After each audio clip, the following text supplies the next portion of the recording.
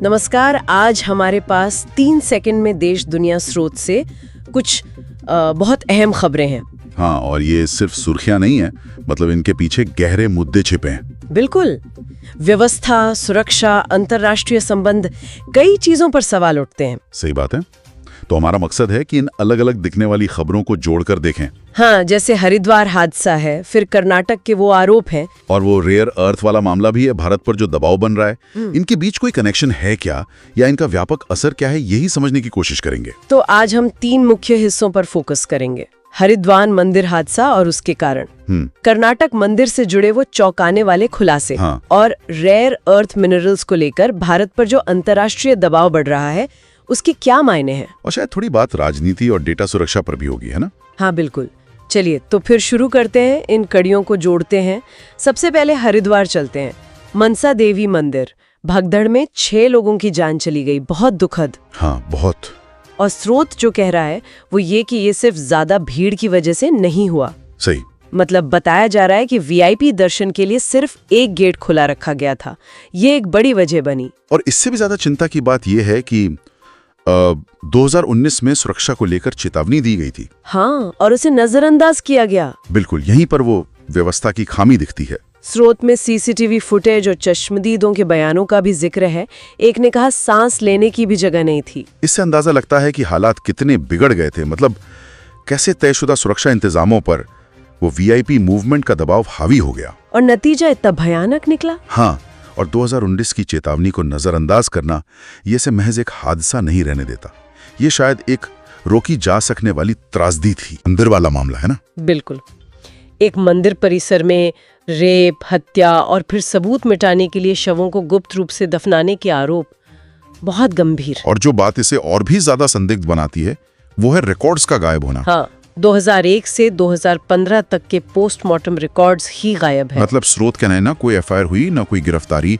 ये सिर्फ लापरवाही तो नहीं लगती? नहीं, बिल्कुल नहीं। ये किसी बड़ी संस्थागत विफलता की तरफ इशारा करता है, या शायद किसी बड़े अपराध पर पर्दा डालने की कोशिश। इतने सालों तक कुछ नहीं हुआ, यकीन करना मुश्किल है।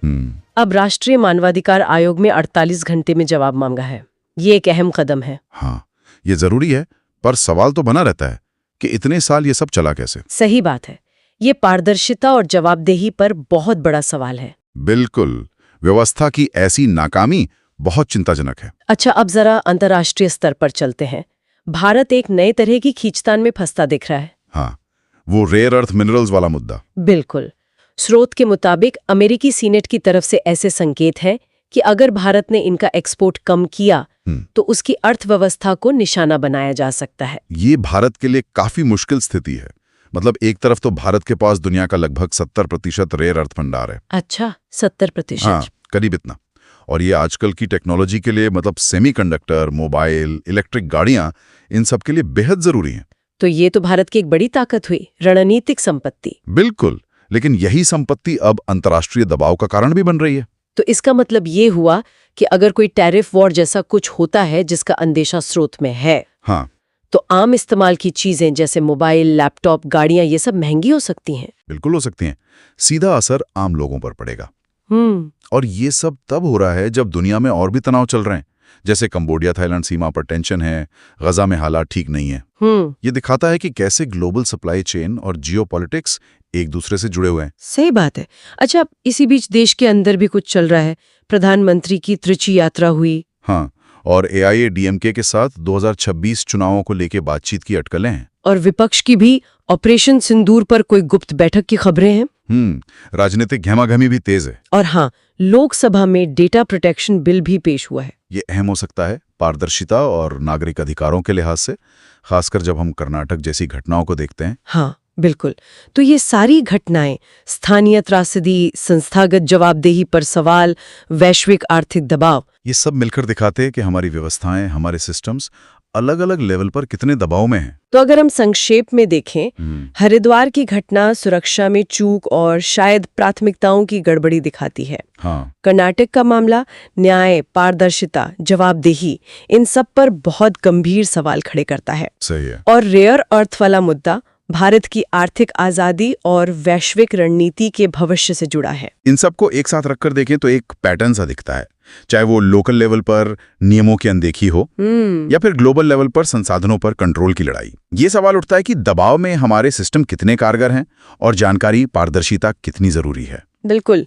तो ये सब जानने के बाद एक सवाल मन में आता है, जब इतनी सारी अहम और जटिल घटनाएं एक साथ हो रही हैं, तो एक जागरूक नागरिक होने के नाते किन मुद्दों पर ज्यादा ध्यान देना चाहिए, किसे प्राथमिकता दें? और क्या इन अलग-अलग दिखने वाली घटनाओं के बीच कोई ऐसा गहरा कनेक्शन भी है जिसे शायद हम अभी पूरी तरह से नहीं समझ पा रहे हैं?